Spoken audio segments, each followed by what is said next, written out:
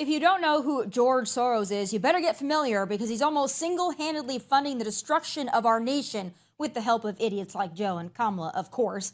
But not only did George Soros pump $40 million into local DA races, he had more than a 90% success rate of installing the activist DAs he funded into office. But it doesn't end there. In the run-up to the 2022 midterms, Soros donated $140 million into far-left groups and causes. So what is his goal? What is the end game? And is it too late to stop him? Joining me now is the man behind the curtain author, Matt Palumbo. Matt, it's great to talk to you. I saw you the other morning on Fox and Friends First, and what an important discussion and conversation. So I want to just jump right in. Oh, thank you so much. And, I saw you on After Me reacting, and we kind of had the same conclusion. It's just evil. I mean, this is not, your neighborhood Democrat who wants teachers to earn a few more in their pension. This is calculated evil. And the reason we know it is because, I've laid out the data. My talking point used to be Soros has never responded to me and tried to dispute it. He actually, just one of his vice president of communications at his Open Society Foundation and his son just tweeted out a very lengthy thread complaining about me. But again, never actually disputed a single thing I said. So there's really no justifying what he did. He makes no real attempt to explain his motives. He just uses weasel words like, I support freedom and democracy, which really just means he supports what he thinks those words mean, which is the opposite. Right. For those that are not familiar with George Soros, we hear this name and it's almost like a boogeyman, and it has been for several years. People know his name, they know he's got a lot of money, but they really don't know how to connect the dots here. For those that are unfamiliar, can you give us a little backstory of George Soros and why he is so invested in American politics? Because for a lot of people, they don't know the origin story here. Right. Well, his origin story is in finance. He moved to America actually to pursue a goal in finance, and his goal was, I'll make $100 million and then leave. Unfortunately, he's into the many, many tens of billions and has not left. But over the years, he spent something like $20 billion on our politics. And I think the reason he moved into American politics is because he had so much success in European politics. Actually, one of the talking points they gave to me was Soros, he's not that far left because he helped the Soviet Union become capitalist. And I actually cover that in the book and point out that, well, what did he actually do to help the Soviet Union go capitalist? They had all these state assets that used to be owned by the communist government. They had to find bidders for them. And what do you know? Soros bought them for pennies on the dollar. So that's him ending communism is him profiting by buying up state assets, for a fraction of a penny.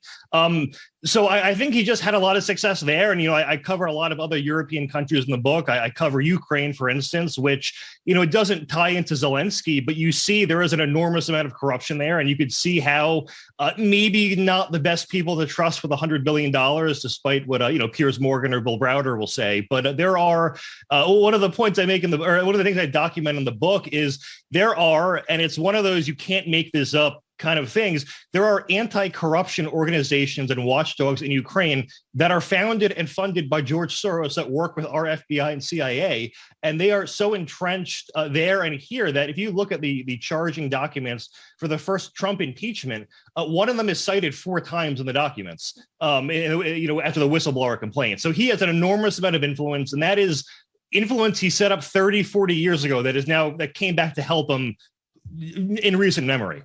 Yeah, what's really troubling to me is how much of an impact he's been able to have, because he has done something so genius that most conservatives, most Republicans are, I guess, unfamiliar with how to do. It seems pretty fundamental, but he goes to the local level. He doesn't focus on national races trying to get Biden elected, although there's some of that. What he does, and does so effectively, is funding these DA races, getting these activist liberal DAs into office at the local level, at the state level. And that's something that he's been able to do with immense and incredible success.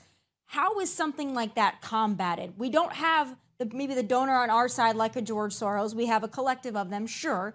But how do we combat his influence, especially at that local level? Well, it's kind of a double-edged sword. The reason it works so well for him is because no one pays attention to local politics at all. The turnout is usually going to be in the single digits or the low teens. And you can really use that in our favor and just say, well, hey, yes, he has all this money. But if we can somehow target even 5% of the population or smear them as a Soros candidate, that will be successful. In fact, in Hungary, they invested hundreds of millions of taxpayer dollars. And I don't think we should go, use taxpayer dollars here, but I would like to see someone fund a similar project in attacking Soros. There was a time in Hungary where if you walked into a public bus, there would be a photo of Soros's face on the ground for people to step on. That is the length that they went to demonize Soros. I am simply saying we need an education campaign, and the facts are already on our side. So all we really need to do is, put it in bullet form of this guy's backing our races. Here's how much crime has gone up wherever he's been. And it's, in 2020, it was mostly a doubling in the cities he was in, and it's gone up since then. And these are the effects. It literally never goes the other way. So which would you rather have? And we saw even in San Francisco, which is, I think, probably the most left-wing part of the country. I think the stat is that I don't think a Republican has got more than 20% of the vote in a century. It's something like that. And even Soros was too much for them. So right. We have an uphill battle, but it is winnable. It's winnable if we actually do the work.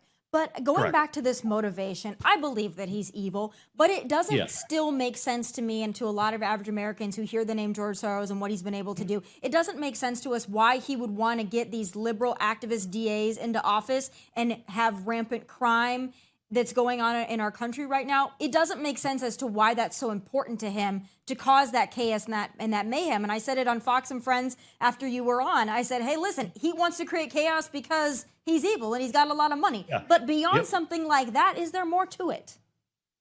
I know there's also got to be a financial motive. We could say similarly, like, why do Democrats give welfare and cause dependency knowing that it'll actually make people off worse in the long run? And it's like, well, for them, it just buys votes. So the cost per taxpayer to them is low enough where it doesn't really affect them and they get a benefit.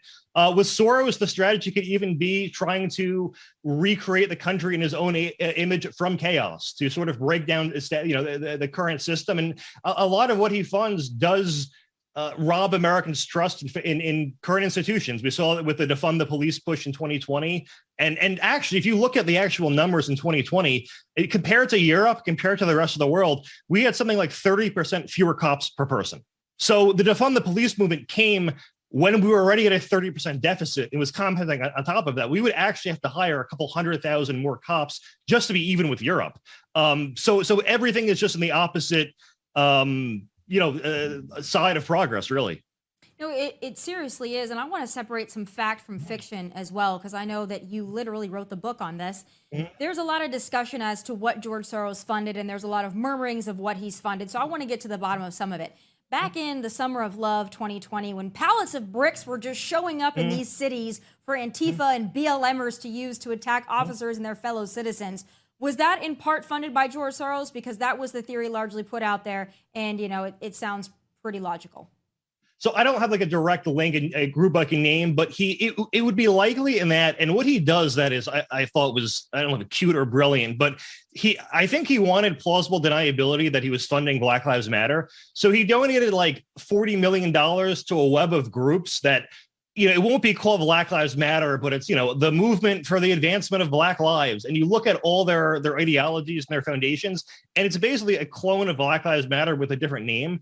And you kind of notice that a lot of these leftist protests, it'll look like there's dozens of very small groups there, yet all their signs look like they were made by the same people. Those are the people I highly suspect are Soros funded. And I say suspect because a lot of his funding is indirect in that he will farm out, tens of millions to groups like the Tides Foundation and other groups, which are almost like smaller versions of his Open Society Foundation. So he farms out the money to them. They might give it to a dozen groups, but because they gave the money, we don't know. It's like money laundering, but the Soros version. So we can't exactly prove where it went, but it's quite likely. Yeah, in the summer of 2020, there were a lot of folks talking about paid activism, people being paid to show up to these events to cause mayhem and destruction and all things of that nature. And George Soros' name obviously came up, as it should. Another thing that people kind of blamed on George Soros, and I want to know if there's any truth to this, at least to your knowledge, these busloads of illegals, the caravans, when now they're just walking across. Now it's a free-for-all. But back during the Trump administration, it was caravans. Was that in part George Soros? So it's a similar answer with the web of groups, but actually near the end of the book, I talk about a lot of his international influence, and he has funded caravans from Latin America and legal groups that have aided caravans. So, everything he's done that I know of would suggest actually yes. But I don't know the name of a group, but it is that category of funding is something he absolutely has done. And I got the names of some random foreign groups you would have never even heard the name of in the book. Yeah, it all seems so just disjointed. Like he really does just want to throw things at the wall, see what sticks, and just cause a lot of mayhem because he can. He literally is like a villain out of a comic strip. That's what this guy is like to me. He is a boogeyman. But what's odd to me is that although he supports these Democrat causes, you don't really see prominent Democrats cozying up to him. You don't see him standing next to Joe Biden, or at least that I've seen, like some of the other folks that have donated and are big players and big names. Why is that? Well, I think it's sort of an optics check to some extent. They know how that's going to get not even spun, just presented. Soros or Hillary Clinton, and this is well over a decade and a half ago, had actually appeared at fundraisers publicly with Soros. But you are correct. There's been less of him in public. And to be fair, the other reason could be his age. If you go on his son Alexander Soros's Instagram account, it is a who's who of Democrats. Every pundit, politician, person you see on MSNBC, it looks like it's one big party with him. So he is sort of a Soros ambassador to the Soros empire, it seems. And they are still being briefed. And also, too, there was actually a story in Fox recently of a higher up at the Open Society Foundation who I think they had 13 records of visits to the White House. So there, even though if there's not photographic proof, which he's smart not to have, there is proof that they're entwined with him. Yeah, well, certainly they love his money. They love what he's doing to our nation because they share similar goals at the end of the day. Any Republicans that are beneficiaries of George Soros' money or influence? Because we know there's a lot in the swamp. Republicans are not immune to this kind of thing. Are there any notable that you've discovered along the way that might raise the hair on the back of our neck? I'm drawing a blank on the name. There's only one example in the book, and it was one of those. It was trying to position itself as like a Republican environmental group, but it's this weird psychological strategy where people are more likely to accept a belief that contradicts their ideology if it comes from someone with their ideology. So there are groups that will try to be like, yeah, we're Republicans for abortion or for gay marriage or whatever group. And it's like they just know people are more receptible to hear it from someone who they think shares their values. So I'm drawing a blank on the name. Obviously, I hate to plug the book for a 9,000th time, but it is in there. But yeah, so there are examples where he might fund a group masquerading as a center-right group to try to appeal to Republicans as a fellow, how do you do fellow Republicans kind of strategy. But that's the only example I could find. Yeah, an interesting character for sure. And your book seems like a wealth of knowledge and information. And I know just skimming it and what you've written and what you've done for Fox, it is truly, truly fascinating. So I have to wonder, in writing this and covering somebody like George Soros with the money, the influence that he has, you are really pulling back the curtain on a man like this and his empire. Do you ever have fear for your life, for your safety, anything like that when you're poking around in the George Soros of it all? Well, I fully expect an array of hit pieces, but besides nothing physical. I don't know if I'm being too logical here, but I think it would be a bit too obvious if something were to happen of that nature. And I can't think of any past critics that have had that problem. That I know of, I should say. The most recent book was The Shadow Party back in 2010, and I don't think they had any issues themselves. So, but we'll see, for better or for worse, I guess. Yeah, it's one of those things that if you're covering important people with a lot of influence and a lot of money, you just never know. But it's stuff that needs to be exposed because the majority of Americans, even if they have heard George Soros' name, they don't understand the extent that this man has a grip on our nation, on our politics. And like you said, he is beatable. We just don't want to do the hard work, especially at the local level. So we're not really even fighting him. There's plenty of Republicans, plenty of conservative groups, plenty of independents with a lot of money that could counter someone like this. We just choose not to, and then we blame everything, excuse me, on George Soros. But, in conclusion, if you were able to talk to Americans that don't really know anything about George Soros or why they should be concerned about him, what would you tell them? I would say, the most dangerous thing about him is a lot of his control of the media and the narratives he funds. For instance, I remember someone was making the point about immigration recently that we want more assimilation, but given the current landscape, what would assimilation look like? And his point was like, well, the liberals really control everything. They control the education system, they control the media, they control entertainment, movies, news, etc. And Soros is just him influencing the media to further leftist causes is just furthering that. And it is to the explicit purpose of brainwashing a generation and fracturing a society. So, I would just say when you are reading news, and especially left-wing news, which is most of it, just be very cognizant of what the message is. And especially when it's a very hot button topic, read it as if the conclusion was written before the article. So when you see Van Jones saying 5 black cops killing a black guy is because of white people, just read it as if he was forced at gunpoint to come to that conclusion. And you go, oh, okay, this makes a lot more sense. That's why you have to do this to yourself. But that's sort of how I've been going about it. And then too, another thing is, don't accept the left's framing. One thing they've done very well is they've made criticism of Soros a conspiracy theory. Right. In one of the New York Post articles, I mocked them for calling all criticism of him anti-Semitic.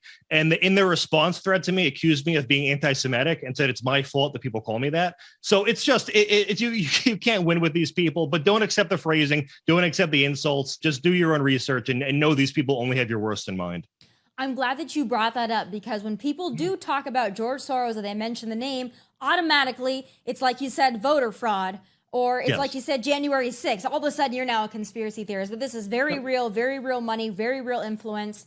And your book is absolutely fantastic. Thank you so much for sharing so much with us and for educating so many people that need it. Matt, you're welcome back anytime.